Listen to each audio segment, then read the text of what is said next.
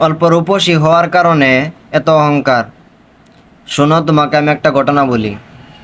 সানা খান বলে একটি মেয়ে, দেখতে পারছো স্ক্রিনে, সানা খান ফিল্ম ইন্ডাস্ট্রির মধ্যে কাজ করতো, বলিউড ফিল্ম ইন্ডাস্ট্রির মধ্যে অনেক নাম অর্জন করছিল। আল্লাহ পাক রব্বুল আলামিনে সানা খানকে হেদায়েত দান করেছেন, বলিউড ফিল্ম ত্যাগ করে দিনের রাস্তায় আনয়ন করেছেন। তার চেয়ে মজার ব্যাপার হলো কি জানেন? সানা খানের বিয়ে একজন বড় মুফতি সাহাবের লগে তার বিয়ে হয়েছে। আল্লাহ কাকে কোথায় থেকে কই নিয়ে আসে কেউ জানে না। আর তুমি সামান্য অল্প রূপ হওয়ার কারণে এত অহংকার, নিজেকে কুইন বলে দাবি করছো।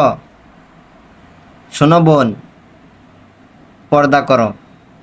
এই সুন্দর দেহ একদিন থাকবে না, মরে যাবে, পোকামাকড়ে খাবে। তাই বলি পর্দা করো। যদি ভিডিওটা ভালো লাগে তাহলে শেয়ার করতে পারো। Thank you.